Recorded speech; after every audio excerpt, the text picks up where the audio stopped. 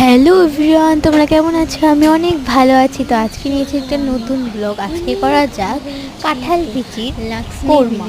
তো এটা নিরামিষভাবে রান্না করা যায়, আমিষভাবে রান্না করা যায়। তো আমি আমিষভাবে রান্না করছি। তো এখানে কাঁঠাল বিচিগুলো এভাবে কেটে নিয়েছি। তো এটাকে আমি ধুয়ে ভিজিয়ে রেখেছিলাম বলে এটা খুব কালো জল ছেড়েছে। তো এটাকে ব্লেন্ডার করে দানা দানা না থাকে। তো এখানে অ্যাড করছি কর্নফ্লাওয়ার, বেসন,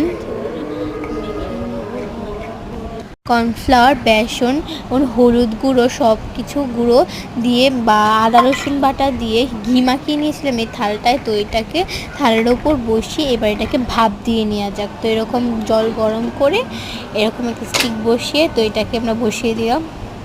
তো যেই পর্যন্ত না সিদ্ধ হচ্ছে সেই পর্যন্ত তো দেখুন আমি কিভাবে ডেকেছি, তো ভাপে পুরো ভরে যায়। তো এরকম নিত্য নতুন রেসিপি পেতে অবশ্যই লাক্সমি ভিলেজ ফুডে চোখ রাখতে হবে। তো এটা খুবই একটা মজাদার। তো এখনও হয়নি, তো ভালো করে এটা সিদ্ধ হয়নি, তো আরেকটু হবে। তো আরেকটু হলে আমরা নামিয়ে নেব। তো এটা কিন্তু অনেক স্পঞ্জ হয়। এখানে আদা রসুন কাঁচামরিচ সব কিছু গুঁড়ো আছে। তো এখানে এই ধনিয়া পাতা আলু এরকম করে কেটেছি, জিরা ও ধনিয়া। তো আমরা এটার মধ্যে দুধ দিয়েছি, তো আমরা ঘি অ্যাড করেছি। আপনারা ঘিটা স্কিপ করতে পারেন, নাও দিতে পারেন। তো এখানে আমরা দুধ দিয়েছিলাম, দুধও না দিতে পারেন, কিন্তু এটা খুবই খাসির মাংসের মতো হয়। তো কেটেছি দেখুন এরকম লেয়ার হয়। তো এটাকে হালকা বা বেশি করেও ভাজতে পারেন, হালকা করে ভাজতে পারেন। বেশি হলুদের গুঁড়ো দিতে পারেন, হালকা হলুদের গুঁড়ো দিতে পারেন। তো আমি হালকাটাই অ্যাড করেছিলাম, তো দেখতে অনেক সুন্দর লাগে। তো এরকম করে ভালো করে ভেজে নিয়েছি। দেখুন কীরকম রং করেছি আমি। এভাবেই নামিয়ে নেবো। তো আলু ভাজাটা আমি দেখাতে পারিনি, আমার এটা মিনি ব্লগ, তাই এবার দিয়ে দেবো তেজপাতা দিয়ে। তো এটাকে ভালো করে কষাতে হবে একটু জল দিয়ে।